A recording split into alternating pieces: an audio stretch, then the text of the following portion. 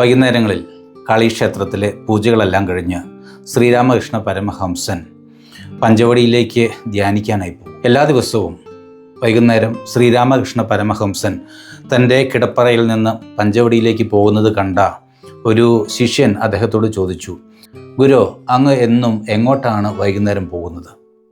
അപ്പോൾ പരമഹംസൻ പറഞ്ഞു, ഞാൻ കാട്ടിലേക്ക് പോവുകയാണ്, പ്രാർത്ഥിക്കാൻ പോവുകയാണ്. അപ്പോൾ ആ ശിഷ്യൻ മറുപടിയായിട്ട് പറഞ്ഞു, അങ്ങല്ലേ പറഞ്ഞത് ഈശ്വരൻ എല്ലായിടത്തുമുണ്ട്, എവിടെ ഇരുന്ന് പ്രാർത്ഥിച്ചാലും ഈശ്വരൻ കേൾക്കുമെന്ന്. അപ്പോൾ ഒരു ചെറു ചിരിയോടുകൂടെ ശ്രീരാമകൃഷ്ണ പരമഹംസൻ പറഞ്ഞു, ദൈവം എല്ലായിടത്തുമുണ്ട്, ദൈവം എല്ലായിടത്തും ഒരുപോലെയാണ്, പക്ഷേ ഞാൻ എല്ലായിടത്തും ഒരുപോലെയല്ല.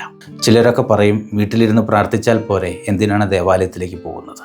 അതിനുള്ള ഉത്തമ മറുപടിയാണിത്. വീട്ടിലിരിക്കുന്ന നമുക്ക് ഒരു സ്വഭാവമാണ്, ദേവാലയത്തിൽ ചെല്ലുമ്പോൾ നമ്മുടെ സ്വഭാവത്തിൽ വ്യത്യാസങ്ങളുണ്ടാകും.